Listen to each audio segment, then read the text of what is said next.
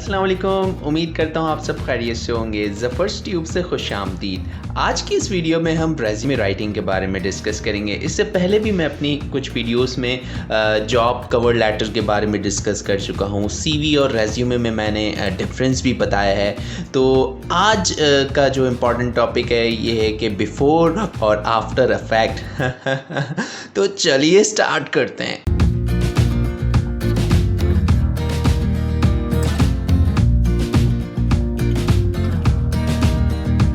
जी जनाब, welcome back. देखिए, आपको जॉब अप्लाई करने से पहले ये बहुत लाजमी है समझना कि आपसे आपकी जहाँ पे आप अप्लाई कर रहे हैं, तो जो आपके रिक्रूटर हैं उन्होंने आपसे सीवी रिक्वायर्ड की है या रेज्यूमे रिक्वायर्ड की है।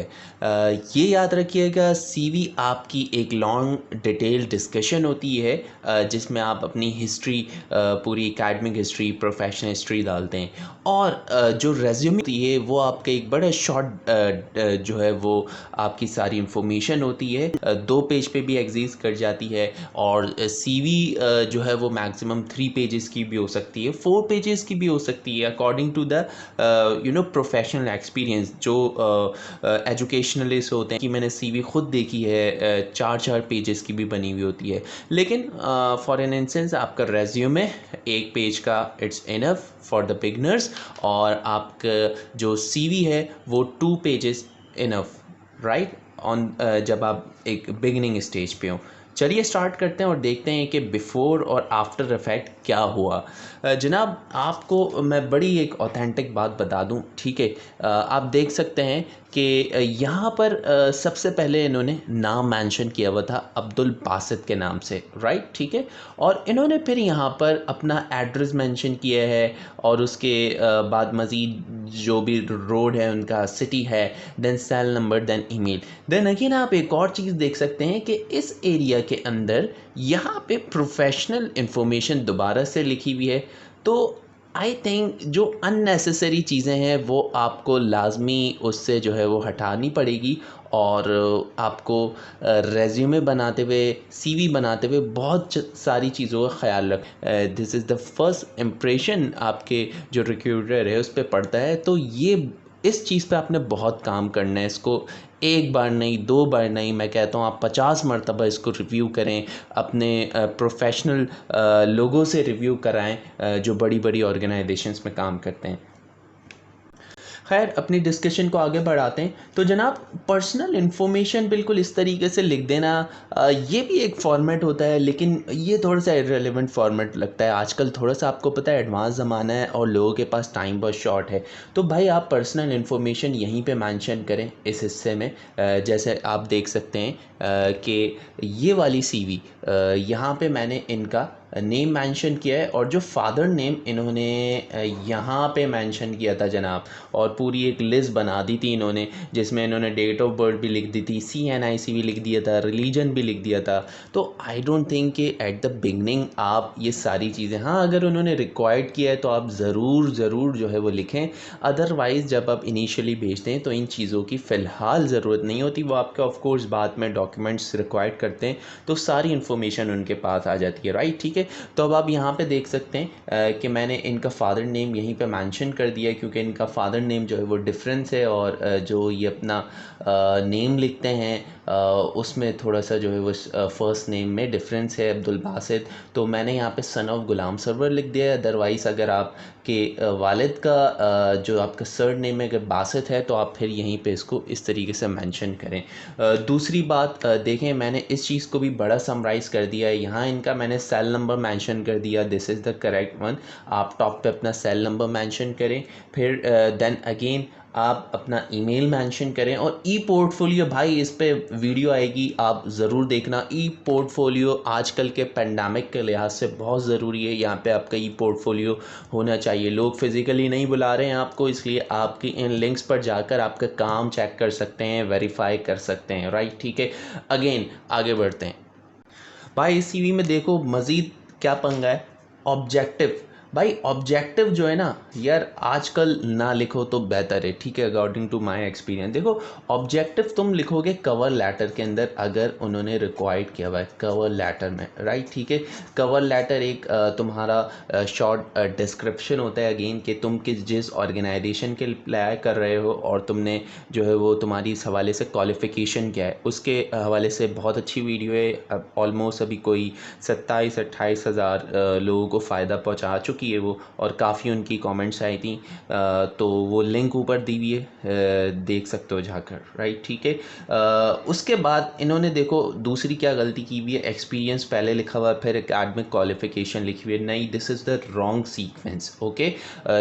अब आप यहाँ देखें कि मैंने इनकी एकेडमिक क्वालिफ़िकेशन, इनकी जो डिटेल थी, इनका नेम, सेल फ़ोन नंबर वगैरह, उसके बाद इनकी मैंने एकेडमिक क्वालिफ़िकेशन यहाँ लिख दी है, राइट। एक और आप इसके हवाले से जो वर्ड लिख सकते हैं एजुकेशनल बैकग्राउंड, ये थोड़ा सा ज़रा अच्छा लगता है क्योंकि जितना इसमें गुड़ डाला जाता है, जितनी शक्कर डाली जाती है, जितनी चीज़ें डाली जाती हैं खाने के अंदर, वैसी टेस्टी होता है, ये भी उसी तरीके से टेस्टी है, राइट, ठीक है। और वो तस्वीरों को देखा है ना, बिफ़ोर और आफ्टर इफ़ेक्ट, तो ये भी वही वाला सीन है भाई। तो भाई इनकी एजुकेशनल बैकग्राउंड डाल दिया। याद रखना मोस्टली लोग गलती करते हैं एजुकेशनल बैकग्राउंड में, वो चीज़ लिखना जो आपकी करंट चीज़ है, जो आप करंटली जिस चीज़ में भी इनरोल हो वो ज़रूर मेंशन करना। जैसे मैंने इनका यहाँ पे बीटेक सिविल इंजीनियरिंग का मेंशन किया है, और जिस यूनिवर्सिटी में ये करंटली इनरोल हैं वो लिख दिया, और सेमेस्टर कौन सा है ये लिखो भाई, डिटेल लिखो। अगर CGPA भी आ गई है आपकी, CGPA आपकी परसेंटेज, वो भी मेंशन करो, ठीक।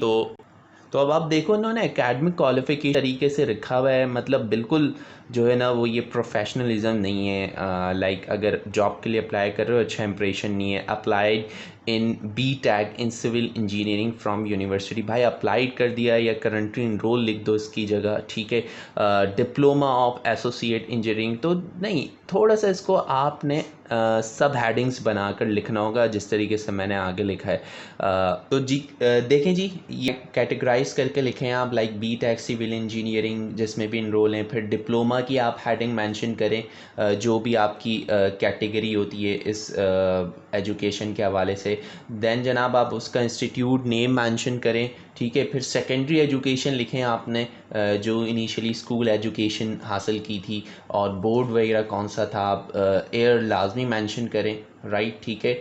और अगर आप कोई चीज़ ऑलरेडी पढ़ चुके हैं प्रीवियसली एजुकेशन में, तो आपका स्टार्टिंग पीरियड और एंडिंग पीरियड भी मेंशन होना चाहिए लाजमी इसके अंदर। देन अगेन आगे बढ़ते हैं। उन्होंने वहाँ पर कोई लैंग्वेजेस वगैरह के बारे में डिस्कस नहीं किया था।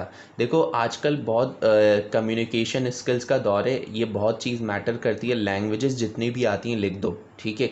इंग्लिश आती है लिख दो, उर्दू आती है लिख दो, पंजाबी आती है लिख दो, सिंधी आती है, कोई फॉरेन लैंग्वेज आती है जैसे मेंशन किया हुआ है यहाँ पे मैंने जर्मन, वो लिख दो भाई। उसके बाद जो तुम्हारी एकेडमिक क्वालिफ़िकेशन है, मेन जो चीज़ आती है ना वो आती है प्रोफेशनल एक्सपीरियंस। बहुत इंपॉर्टेंट है आपके लिए, क्या आपका प्रोफेशनल एक्सपीरियंस है। अच्छा उन्होंने वहाँ पे एक्सपीरियंस लिखा हुआ था सिर्फ, नहीं भाई, प्रोफेशनल एक्सपीरियंस एक अप्रोप्रिएट जो है वो हेडिंग है, इसको मेंशन करो। एक और चीज़ मैं हेडिंग के हवाले से बता दूँ आपको, यहाँ पे आप देख सकते हो जैसे ये सेमी कोलन नहीं होना चाहिए, ठीक है। CV में आप सेमी कोलन नहीं डालो, ये डायरेक्टली इस तरीके से हेडिंग डाल दी, इट्स फाइन, ठीक है। सेमी कोलन की इसमें नीड नहीं होती, ये ग्रामेटिकली थोड़ा सा इनकरेक्ट जो है वो हो जाता है।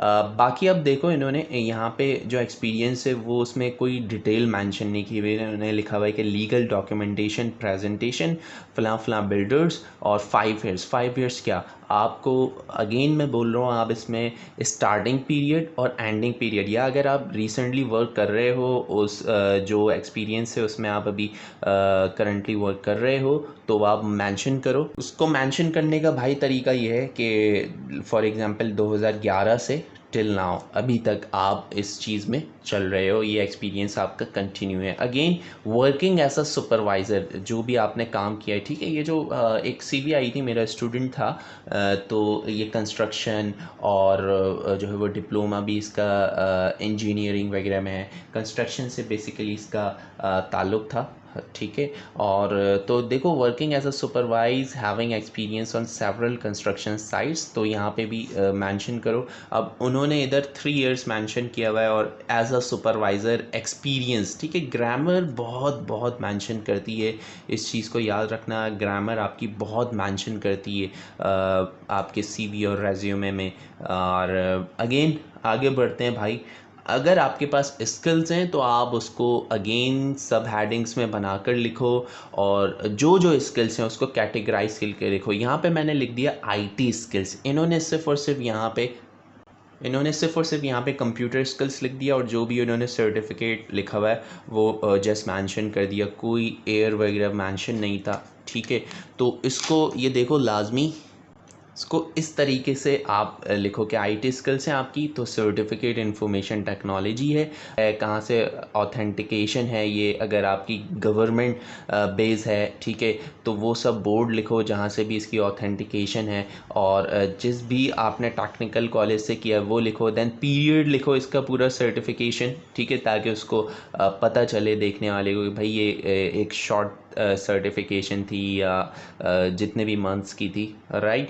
और अगेन आपको वहाँ पे ऐसी कोई हेडिंग नहीं दिख रही एकेडमिक प्रोजेक्ट्स। भाई अगर आपने एकेडमिकली अपनी पढ़ाई के हवाले से देखो ना, अब इनका क्या क्या एक्सपीरियंस है, बीटेक किया हुआ है इन्होंने, डिप्लोमा किया हुआ है, इसमें कुछ ना कुछ प्रोजेक्ट्स इन्होंने छोटे मोटे किए होंगे, तो भाई मेंशन करो ना इसको, ठीक है, ये मेंशन करो आप सीवी में। अगेन एकेडमिक अचीवमेंट, आपने यहाँ पे कुछ ना कुछ पार्टिसिपेशन की होगी, कंपटीशन किया होगा, किसी कंपनी में विज़िट किया होगा, तो वो अचीवमेंट होगी, आपको वहाँ से सर्टिफिकेट मिला होगा बेस्ट परफॉर्मेंस वगैरह का, ठीक है। अगर है तो उसको लाजमी मेंशन करो। अगेन लास्ट में हॉबीज़ लाजमी मेंशन करो, this is very important thing, ठीक है। जहाँ पे भी एक अच्छी ऑर्गेनाइजेशन होंगी, ये बहुत जो चीज़ें हैं वो ये बहुत हाईलाइटेड है उसमें, आपकी हॉबीज़, तो जो भी करते हो, स्क्रिप्ट राइटिंग, ट्रैवलिंग है, तो ये ज़रूर मेंशन करो। और रेफरेंस अवेलेबल ऑन रिक्वेस्ट कर सकते हो, ठीक है, लिख सकते हो।